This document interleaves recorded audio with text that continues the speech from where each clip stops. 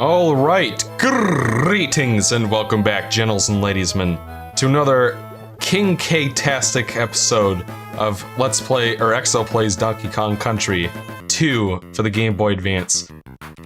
I hope you're better behaved than those reptiles. Why, I caught one sharpening his sword in class yesterday. Alright, so you can see there's, why don't I show off some of these?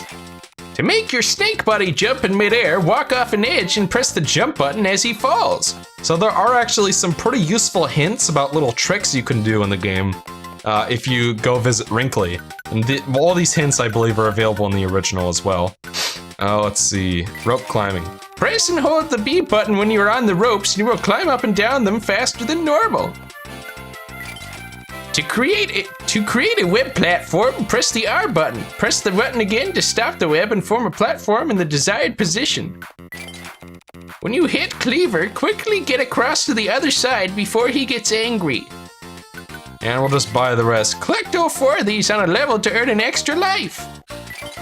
For every bonus level you complete, you'll get 1 of these. Collect a lot and you can use them at Clubber's kiosk. You haven't got enough pictures to fill a page yet. Come back when you have more pictures. Take care, dearies. I love Wrinkly's beehive hairdo. It's like the stereotypical grandma hairdo, you know? But I digress. Let's check our level stats real quick, because this is such a great feature. And I might as well show this off while we're talking about the menu. As you can see, there's a save game feature right there. That's all you have to do. So, which means you've got, you know, you can save up your coins for other things. But yeah, so let's have this fucker chase us up over here. The 2 coins over there you can grab. And that, oh yeah, I should probably address that.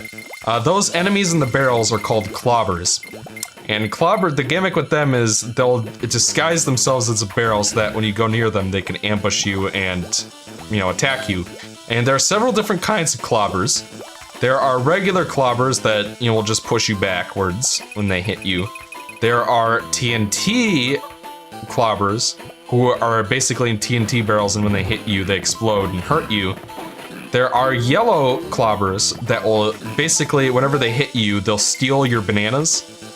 So if you have a bunch of bananas and they hit you, you'll lose 10 of them, but you can grab them again right away. And then there are black clobbers, and those clobbers will steal your lives, so you want to avoid them and make sure that you're grabbing your lives back. Not like it matters, because this, you know, it's a lot, this is a much easier game on the Game Boy Advance simply because the save system is better. Because you don't have to beat 3 or 4 levels before in a world before you can save, or go back to an old world and then save. So yeah, so what I'm saying is lives are only really useful within stages, and you know, I think that's just a much better way of presenting challenge to the player. Now this is one of the more obscure bonus rooms right here. As you can see, that it's another Donkey Kong Country 1 styled hidden in the wall kind of dealio, and yeah, those are not my favorites, I gotta say. But you know, I feel like they sort of introduced the idea that Rambi can break through walls sometimes with his. Oh my god, I haven't even talked about super moves yet. Man, I've got a lot of stuff to talk about. So you can either use that balloon there to get down here, or you can use Dixie's helicopter spin. That is the difference between our 2 main characters here. Diddy Kong plays exactly like he did in the first game.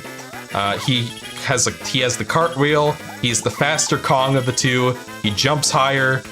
So, and he has the farther roll. So like when you do a roll jump up a platform, he will go farther. Oh boy, I almost killed myself there, but as you can see, he has a faster roll and he runs faster. So that's his use. And then Dixie Kong, all of her attacks are slower. She's slower overall, and her roll jump doesn't go as far. Still pretty useful though. But her gimmick is that she can do the helicopter spin, which is basically, you know, that move right there. So that's what makes, I still think she's pretty useful, especially for newbies. I still think she's really useful. Even, like, I think Diddy is overall the better character, especially if you're, you know, like, more practiced at the game. You can get a lot more use out of him. But for newbies, Dixie is very accommodating, I think. She makes some of the trickier platforming a little easier because of her helicopter spin, but at the same time, she's not broken, and Diddy still has his advantages because he's faster. And I died.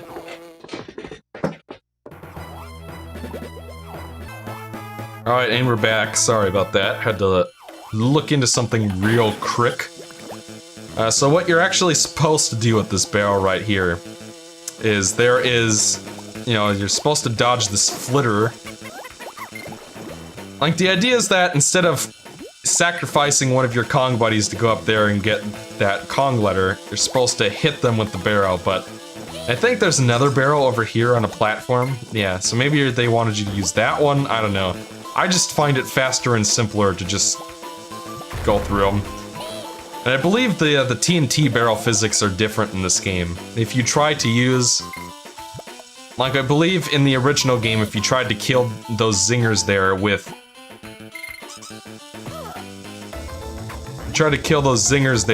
with the TNT barrel, you could only hit one of them, not two. So I think the explosion radius was widened for the remake. I might be wrong about that. Right, so now we gotta dodge this zinger here. It's a bit of a tight squeeze, that's what she said. And hit this Neek. Yeah, they're called Neeks. They're equivalent enemies in the third game called Sneaks. And they're equivalent enemies to the beetles called Knickknacks, as opposed to Click-Clack, you see. Grab that G right there, because we're the original G-stas. There is a lovely remix in the OC Remix album Donkey Kong Country 2 Serious Monkey Business called Life in the Mines. And yeah, I think that's what it's called. No, Trapped in the Mines. And it's a rap version of Cannon's Claim, or Mining Melancholy, whatever you want to call it. Don't you ever knock. I know you're desperate for help, but remember your manners next time. Take a look at this lot. Alright, let's grab some of these. Below the first seal, you'll find something worth getting your fur burnt for. Is it my eyes, or is there just one chest at the start? And that's actually something that got changed in the remake. In the original, there was a hidden chest at the top of Hothead Hop. That was blended, it had the colors dulled to blend into the background, but in this version, it's so bright that you'll notice it probably a lot easier. Take it easy, let the rhino use his head to get you through the first half. A trek towards the clobber with the spider is worth looking up. Let's see. Right is right at the start. Those two hook-throwing villains opposite each other are protecting something, I'm sure of it. And we'll go power up our espresso real quick. And yeah, I mean, I'm not an expert on espresso stats. I'm sure that there are some other strategies you can do, like, honestly, it would probably be worth your time to invest in speed and strength above everything else. Just because those are more, it's more useful to not have the other birds pushing you around and to go faster. And all the boost really does is, all upgrading your boost really does, as far as I know, is give you more grain that you can pick up, but for the most part, I find that you're gonna be using your feathers and your boost, like, right away. So it's like, yeah, it's probably a better idea to go for speed and strength over all the other stuff. Maybe I'm wrong, and maybe,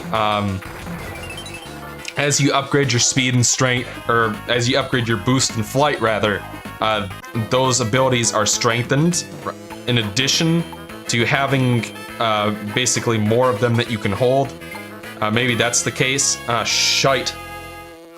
Clown biscuits. Oh, don't worry though, we can still get that one. And I believe the original game did not have a yellow background for the stage, but I might be remembering it wrong. Once again, as I was saying in the previous episode, or the first episode rather, this game looks really good actually on a DS screen or a Game Boy Advance screen. The Game Boy player does not do it justice. Emulators don't do it justice. You have to play it on an LCD screen, I think, to really appreciate the graphics in this remake. Because it's easy to play it in an emulator for 5 seconds and look at the colors and say, this game looks terrible or whatever. But until you've played it on the original intended screen, you don't know what it really looks like, trust me. Handheld games look way different on the original hardware. I think there's some clumps down over here. Yeah, that was totally worth it. Now I get to do some backtracking, I guess. By the way, those are called the Crooks, I believe is what their name is. They have 2 hooks for hands, which is a cool idea for a pirate-themed enemy. And they will throw their hooks at you to try to get you. I believe our golden feathers up here. In the original game, that was just another place to get coins, so... Good job on them for finding a reason for players to want to play that. Alright, so let's see if I can't... get on up over here. See if we can't get up on the Hydra's back. Alright. There's our next bonus room right there. So, for the most part, I find that the bonus barrels in this game are hidden... You know, you have to be looking out for them, but they're not hidden so well that you'll have to, like, look up in a guidebook where most of them are. Most of them are pretty accessible, I find. Which, again, helps keep the pace going so that you're not replaying levels 5 times trying to find the one fucking puzzle piece you missed. And not being able to just grab what you need and leave because for some reason that has to be a thing in Donkey Kong Country Returns and Tropical Freeze, where, you know, no matter how careful you're being, you will always miss a puzzle piece and have to replay the entire fucking stage because of it. It's something I really hate about those games. But that's a bigger conversation for another day. Yeah, so that's something I really like about the original trilogy, particularly 1 and 2, I think. 1's got the more obscure bonus rooms, obviously, so that's the problem in itself, but find that the pace of the bonus rooms is really well done. There's a reason to explore in these stages, because otherwise they'd just be linear, pretty linear, straightforward shots to the goal, which is fine by me, but, you know, I do like that there's a little bit more going on because of the exploration element, and because of the pickups, and because of the bonus rooms and whatnot. And, you know, it's something that you can do that won't significantly drag out the game. Whereas the puzzle pieces and the bonus rooms in the following games, in my opinion, tend to drag it out. Especially, like, Donkey Kong Land 1 and 2, it's really fucking obnoxious to try to get all the bonus rooms in those games. Land 3, I think, actually has better bonus room content than the console version that it is based on. But who knows, maybe playing that game again will change my mind. Maybe playing any of those games again will change my mind, because as I said in the last playthrough, I think playing it on the Game Boy Color did not do those games justice. But I digress. Here comes Clubba's kiosk. He's a giant Kremlin. Avast there! Touch me hoard of gold here and I'll slice you in two. Game? So, you want to challenge me, do ye, mateys? Well, let's see how ye do in me little game. As this is your first time, I'll let you play for free. But after this, it'll cost ye 5 pieces of 8 for each attempt. All you need to do is catch as many fiery bugs as you can before the time is up. The more you catch, the better the prize. Oh, there is one thing. Keep on your toes, as I'll be on your tail. So this is our third minigame in the game, and by far the worst one in my opinion. I think probably the worst in the trilogy. All you do is you walk around and you grab these lightning bugs, these fireflies, and meanwhile Clubba's gonna be going around trying to hit you. you can only pick up the fireflies when they're on the ground. Like, if they're still moving around, then they're not, you can't pick them up. If Clubba gets you, if he hits you, and by the way, you do have invincibility barrel power-ups so that you can grab these easier. Once it wears off, he can come after you. He won't come after you if you hide in these little pockets there. So you gotta try to catch as many as possible, and depending on how many you get, he'll get a certain bonus, essentially. And, you know, there aren't multiple phases of this as far as I can tell. It doesn't get harder, it doesn't add anything as you go forward. This is pretty much all there is to it, as far as I can tell. Maybe I'm wrong about that. You don't get DK coins, you don't get scrapbook photos. This is just something you can do if you want some extra lives and whatnot. Like, for the most part, what you're getting is bananas.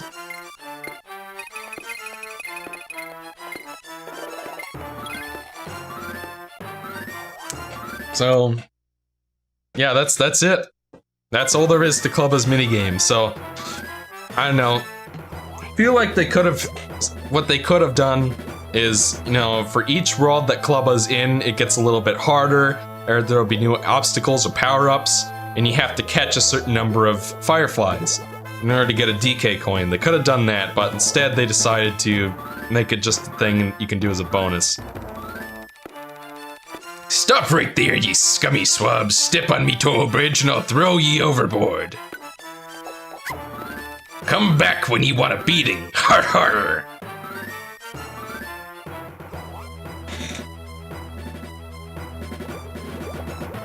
See, okay, so this is what we've been collecting our Creme coins for.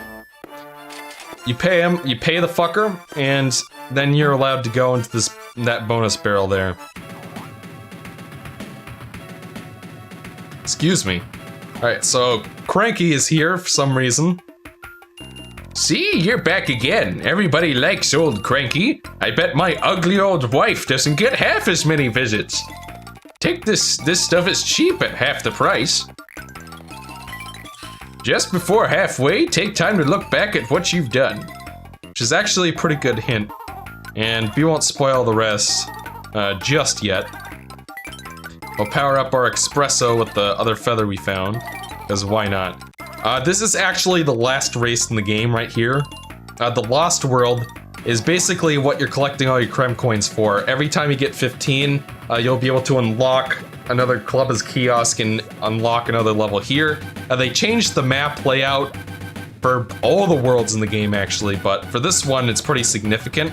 In the original game, you had to go back to a specific Clubba's kiosk in order to access a certain level. In this game, the levels unlock on this map as you visit Clubba, and you can enter the Lost World from any of them and still access any levels you've already unlocked. So, start out with Jungle Jinx real quick, and hopefully I don't forget where the damn golden feather is. Hopefully it's one of the ones that are obvious.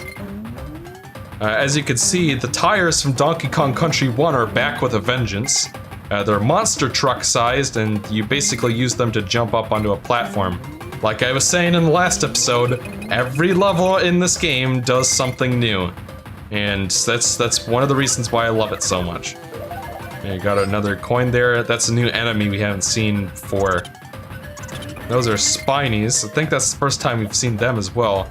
Looks like there's a camera there. Okay, I guess. Yeah, it's not worth it. Just one coin. Yeah, they can push you off.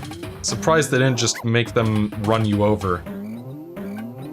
Yeah, gotta make sure you have enough momentum to clear the jump. And over here you got our bonus barrel. So, bonus barrels are still a thing inside the Lost World, but it's for a different purpose.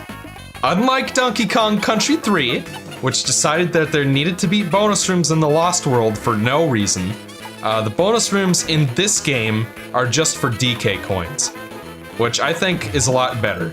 So I don't have to track down like 3 or 4 bonus rooms in these more difficult stages just to keep unlocking stages ahead of me, which was really obnoxious, and I hated that in Donkey Kong Country 3 so much.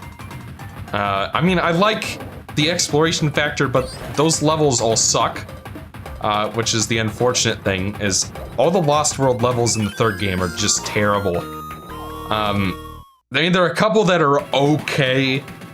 Like, I don't really mind Crisscross Cliffs all that much, but Swoopy Salvo is just terrible. I fucking hate that level so much. And I hate... the Rocket Barrel one's actually one of the, you know, more inoffensive ones by comparison, but, you know, I digress. We have our Golden Feather, we have our DK Coin, we have the scrapbook photos. All we have left is to finish the stage real quick.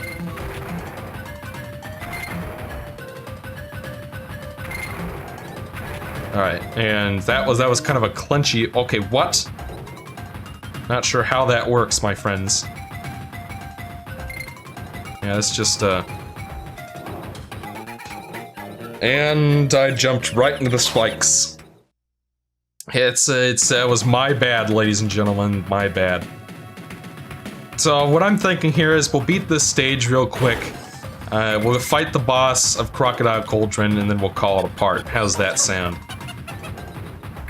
Alright, I need to be paying more attention to what I'm doing here, because I'm getting my arse kicked, as the Brits would say. The Brits have the best swear words, by the way. Do you guys know what grabbed by the ghoulies really means, if you grew up with that in the Xbox?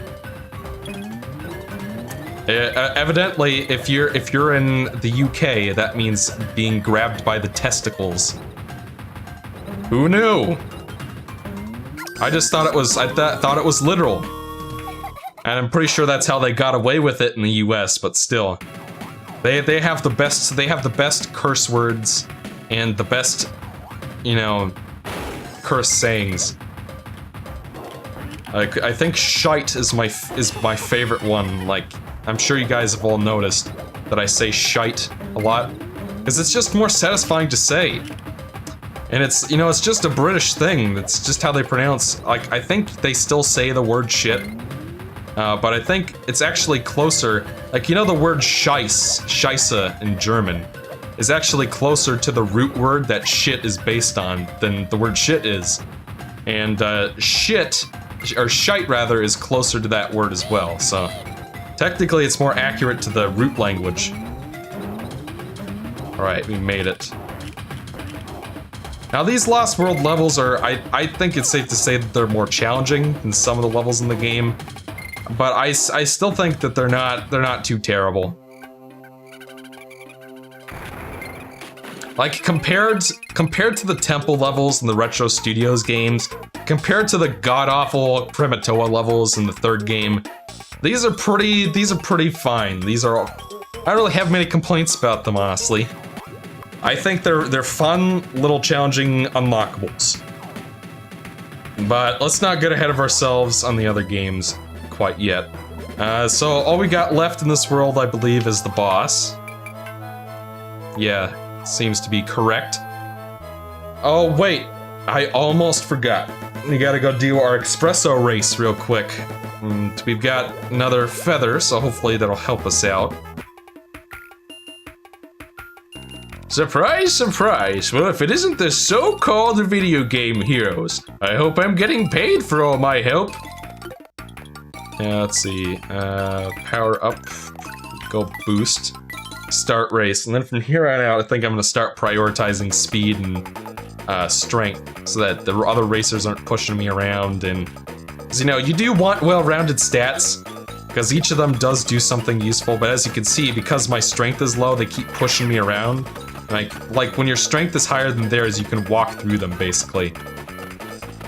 Let's see if I can't catch up. See, it's kind of the problem. Good thing that the AI is both really competent and not all that competent at the same time. It's actually a lot of platforming in these races too, so it's worth your time to. It is kind of one of those things where you kind of have to learn the layout of the track and you can get better. And each mistake you make is gonna, cost you. Like as you can see, there were those two guys ahead of me, but they got slowed down by the lake, and now I'm in first place. despite the fact that I probably have lower stats. So stats aren't everything. They're important in espresso racing, but they're not the be-all end-all. You can still have lower stats than your competitors and beat the stage. It just depends. It's a little bit of luck, good amount of skill to it as well. You gotta make sure that, you know, you're avoiding these hazards so that you're not getting slowed down. The feathers aren't very useful for right now. They will be later. And see, I missed that one boost. Now it's looking like, yeah, I still won, but you know, mistakes are gonna cost you, so make sure you're paying attention, learn the layout of the track, and yeah, you should do just fine. First place, well done. Get first in all the races and I'll give you a special surprise. And the game is saving without my permission. Normally, you know, auto-saving is good normally, but when you're doing a playthrough and things can go wrong, like footage can get corrupted and stop working and stuff like that, then you don't want the game auto-saving for you. But I digress. So we're gonna fight the boss and call it a sesh. Second boss hero. Oh, I think they added that lightning for this version. I might be wrong about that. I'm sure the commenters will be gleeful to tell me whether that's right or wrong. But that's Cleaver. He's the second boss in the game. He's a disembodied hand holding a sword. Some of the bosses in this game are pretty weird, I must admit. This is only the tip of the iceberg, really. Ugh, got him. Alright, now we can celebrate.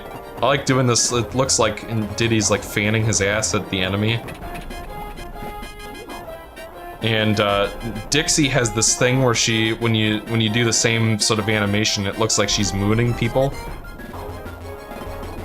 Alright, and if you just hit him on the bottom like that, I find that that's the most reliable way to hit him without getting yourself hit. You can try throwing it at him if you want. I find that this is the most reliable way. All that matters is that it touches him. We'll jump our way back up over here. And eventually he'll come down to try to... And that's it. That's the boss. And then he explodes like that. Not sure how that works, but... Like, maybe it's like a possessed sword, because the sword was the boss. That hand was like some kind of ghost, or... Maybe whatever was holding the possessed sword died while holding it, and then the sword was in charge the whole time. You sure took your time beating that rusty old sword. Let's get out of here. My fur is about to catch a light.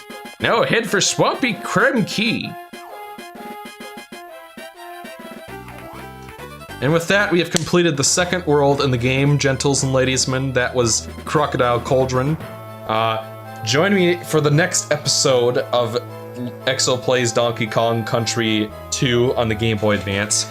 In episode 4, when we will be continuing in Creme Key. That is how it's pronounced. Evidently, I don't know, maybe that's something that's more used in Britain, but I've never heard of that. Why not just spell it the way it's pronounced? But I digress. Join me next time. Until then, I'm Exio, and toodles.